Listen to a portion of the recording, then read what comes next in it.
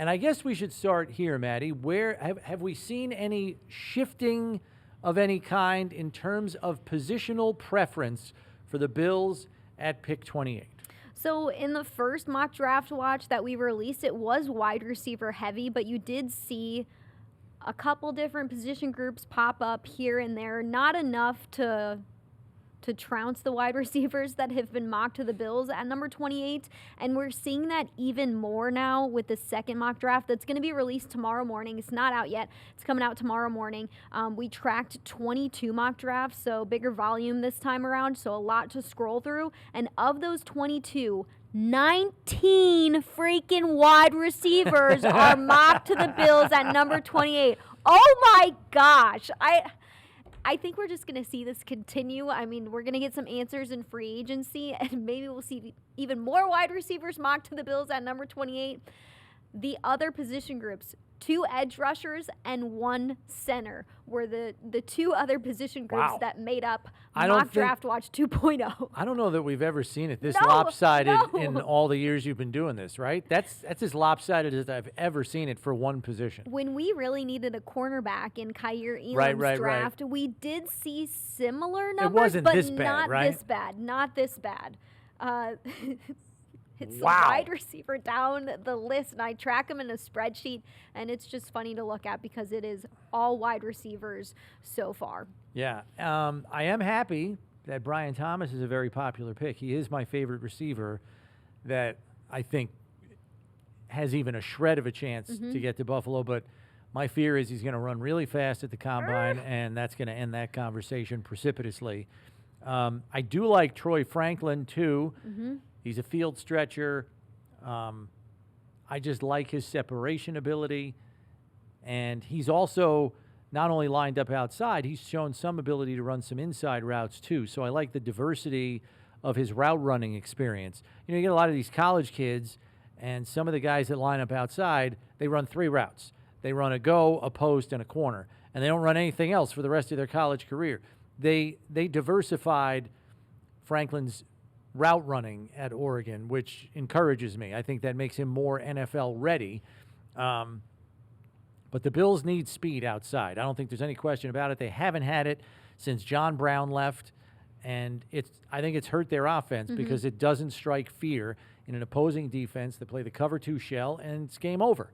Keon Coleman, I don't know how you feel about him, but Keon Coleman, for me, I worry about how much of a sure thing he is. I know they're all projections. It's an inexact science. But Keon Coleman, it's 1 year of production at Florida State. Yep. So the body of work isn't great, and that worries me a little bit because 1 year wonders kind of make the hair on the back of my neck stand up in a bad way, not a good way. And he's not known as a separator. This is a physical player, great in contested situations. I don't know if that's what the Bills ideally need. I think they need a separator, a guy that separates early in the down from the defender and is a clear target for Josh, and they need a field stretcher. To me, Franklin does both of those things better than Keon Coleman. So while Coleman might be ranked higher than Franklin on a lot of big boards that we see, that's for the whole league. For what fits the Bills, I think Franklin might be a better fit than Coleman. Yeah, Keon Coleman, I mean, he had 650 receiving yards last year, 11 touchdowns, averaged 13 yards per catch. But when you dig into the numbers before that 2023 season, he transferred to Florida State, was with Michigan before that for 2 seasons. He had a productive sophomore season, but his freshman year, he only had 50 receiving yards and still played in, I want to say, 11 or 12 games. So you're really looking at 2 years of work that he put together, which could be a positive, could be a negative. I feel like in the NFL, you want to see guys who have a little bit more work, more games to look at, more than just 2 years of here's what I put on film, here's what I can offer the NFL. I guess the upside of that is, hey, you've got really fresh legs, but the downside of that is, are you polished enough to play within an NFL system to go up against some of the best NFL defenses, some of the best defenders that you've ever faced? I think he's got great hands. He's got the ability to make one-handed catches. I watched some of his highlights, and you see a few of those one-handed grabs. So he's a great contested catch receiver. He's good going up against big body defenders. I think he's smooth in the way that he moves. You don't always see that with a big, lanky guy. Especially with these 6'4" wide receivers. He's 6'4", 215. Smoothness doesn't always come with somebody who's 6'4" and a little bit more lanky. It might be a little bit harder to move in and out of things. He looks really smooth when he has the football in his hands. But yeah, when I looked at the separation on film, Troy Franklin and Brian Thomas are two receivers who get a lot of separation. When you're watching their film, especially Troy Franklin, because of his speed, is like 4 feet ahead of every single defender when you watch the tape. He is so quick. I love the way he plays. He played in 38 games, started in Troy Franklin played in 40 games, 6'3", 187.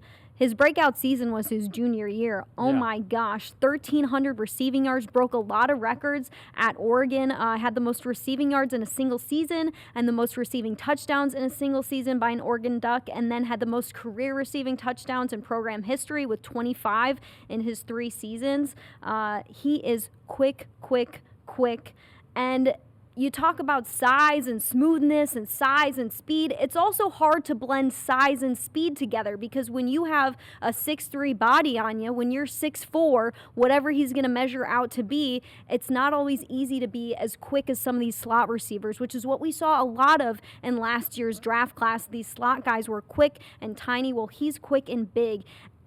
And I want to see a separator like that on the Bills offense. You talked about John Brown, and I think about John Brown and Cole Beasley playing together, and how easy it was for Josh Allen to dink and dunk his way down the field. You had Cole Beasley right there in the flat. You had John Brown down the field for those big plays that the offense did a great job with, and I think we're ranked like top 5, top 10 during those couple seasons that John Brown was on the roster. But I would love to see something like that again. He's a smooth player. He's got some nice moves to him. I think he's a great route runner. He does a great job of tracking the ball. Speaking of Troy Franklin, so I'm a fan of Troy Franklin. I also love Brian Thomas. Yeah. That is Mock Draft Watch 2.0. Stay tuned to BuffaloBills.com for future editions as we inch our way closer to the draft at the end of April.